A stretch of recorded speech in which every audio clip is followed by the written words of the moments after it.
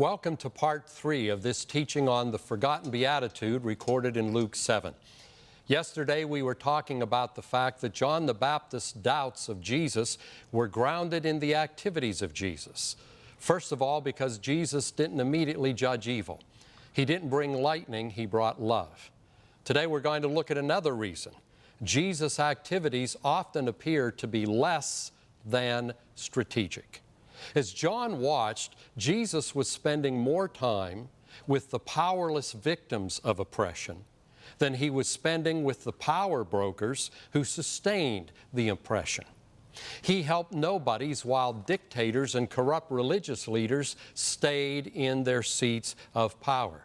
And to make matters worse, Jesus didn't appear to choose a strategic launching point for his ministry. He began in Galilee of the Gentiles. Everybody knew the seat of power and influence was Jerusalem. Starting a movement in Galilee would be like starting a movement in the United States in a trailer park in northern Idaho. It wasn't strategic at all. Perhaps John didn't realize that immediately after the baptism of Jesus, Jesus had gone into the wilderness to be tempted.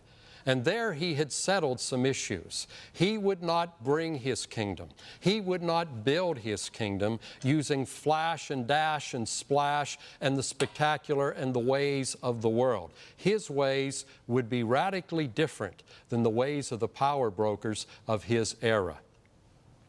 Another reason why John doubted, I believe, is because Jesus' gracious conduct sometimes appears to endorse the very evil he opposes.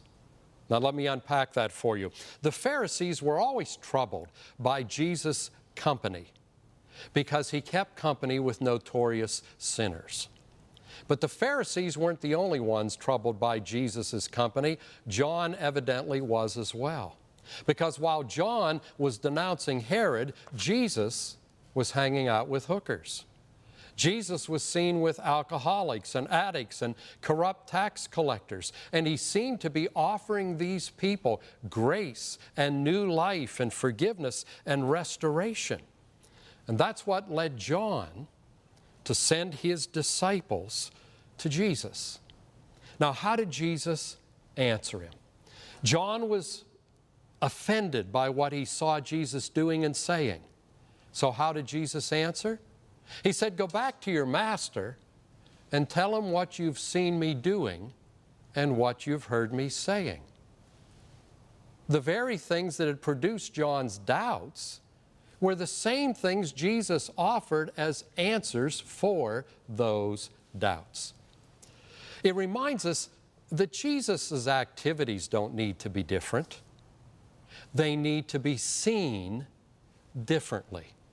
We need to see how he does his work differently. He doesn't need to change how he conducts his business. And the key to seeing them differently is always the Word. When Jesus answered John and spoke about what was going on, he was quoting from Isaiah 29 and Isaiah 35 and Isaiah 61. He was making it clear there's a time and a season for everything. This was the time for grace, not for judgment. That would come later. But in those moments, Jesus wanted to give the living a reason to live.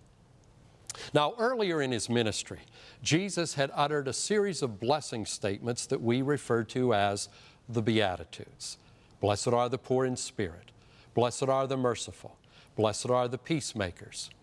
I like to call his response to John the forgotten beatitude because it's in the same exact language.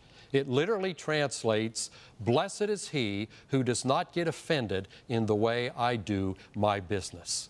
Or a more literal translation, blessed is he who doesn't trip up over the way I do things and when I do things.